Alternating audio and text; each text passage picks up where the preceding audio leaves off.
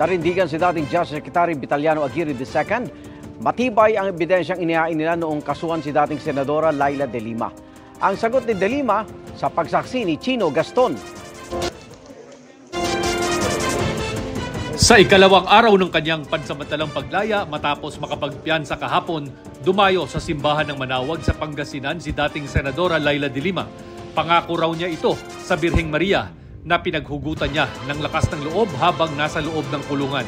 I can never ever break my promise to Mama Mary. Every day when I pray to Mama Mary, I have an image there of Our Lady of Manawag. I always tell her, Mama Mary, tulungan niyo po ako makalaya. Paglabas na paglabas ko po, promise, bibisitahin ko po kayo. Ayon kay De Lima, naninibago pa siya sa pagbabalik sa buhay sa labas matapos ang mahigit 6 na taong pagkakakulong dahil sa mga kasong may kinalaman sa kalakalan umano ng droga sa Bilibid. 2 hours lang ata yung tulog ko. Naninibago pa ako. Namimiss ko yung aking detention cell. At saka yung mga pusa ko doon. Una sa kanyang listahan ng mga gagawin, sulitin ang private quality time kasama ang kanyang ina at pamilya. Posible rin daw siyang magbalik sa pagkaabogado o di kaya magturo sa law school. Pero hindi raw siya titigil sa pagtulong sa kanyang mga advokasya nang tanungin kung nagbabalak siya kasuhan ang mga nag-akusa laban sa kanya. Andyan lagi yung possibility na hindi naman kasi basta-basta na lang kalimutan yung mga ginawa sa akin. Mm-hmm.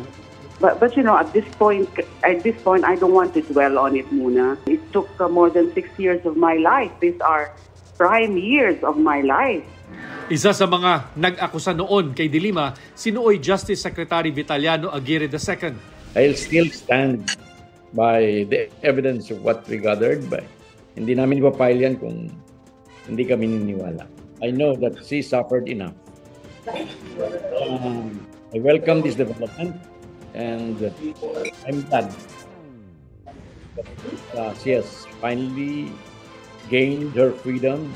At least if she recognized that I suffered enough, I suffered more than enough. I hope he does realize it and I hope he's sincere in saying that. He knows the role that he has played in all of this. I stand by my innocence and I'm pretty certain that I will be fully vindicated in due time. Wala pang sariling pahayag si dating Pangulong Rodrigo Duterte sa pansamantalang pagpapalaya kay De Lima. Pero ang ilan sa kanyang mga dating opisyal may question sa pagpayag ng korte sa recantation o pagbawi ng testimonya ng ilang testigo laban kay De Lima na siya raw nagpahina sa ebidensya laban sa kanya. It sets a dangerous message that people lie in court. Dapat talagang maparusahan to the full extent of the law yung mga nagsinungaling sa hukuman.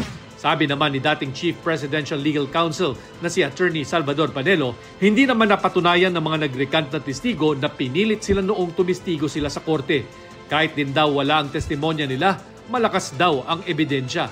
Ayon naman sa abogado ni De Lima na si Attorney Bonnie Tacardon, malinaw sa desisyon na pinayagan ang pagpiyansa hindi dahil sa pagbawi ng mga testimonya, kundi dahil bigo ang prosekusyon na patunayang malakas ang ebidensya. Ang burden ng prosecution in opposing the application for bail is to prove that the evidence is strong against the accused. At this time pa lang medyo hindi na umabot sa quantum na nire-require ng ating batas. Para sa GMA Integrated News, Chino Gaston ang inyong saksi. Mga kaibigan, samahan niyo kaming saksiyan ng mga balita. Mag-subscribe sa GMA Integrated News sa YouTube. Para sa mga kapuso abroad, samahan niyo kami sa GMA Pinoy TV at sa www.gmanews.tv.